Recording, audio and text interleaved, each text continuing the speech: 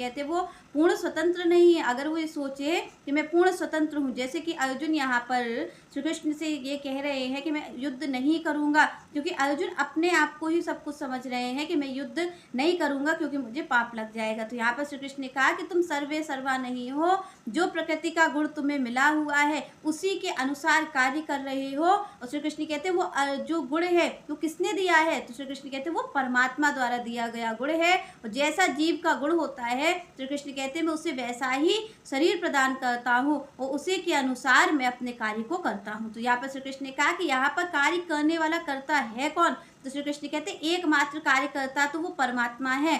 श्री कृष्ण कहते कर वही रहा है, पर क्योंकि तुम उसके निमित्त बने हो। यहाँ पर श्री कृष्ण ने कहा कि जो आत्मा है वो उनके कार्य का क्या है, निमित्त बनी हुई है। श्री कृष्ण ने कहा एक यंत्र की भांति मैं उस, जो भगवान कहते हैं कि वाहन है तुम्हारा जो शरीर, यहाँ पर तुलसीदास जी कहते हैं कि शरीर क्या है कि बड़े भाग मानुष तन पावा, सुर दुर्लभ सद ग्रंथन गावा, ओके साधन धाम मोक्ष कर द्वारा, उते न पाई परलोक सवारा। तो यहाँ पर भी कहा गया कि ये क्या है, ये एक साधन है।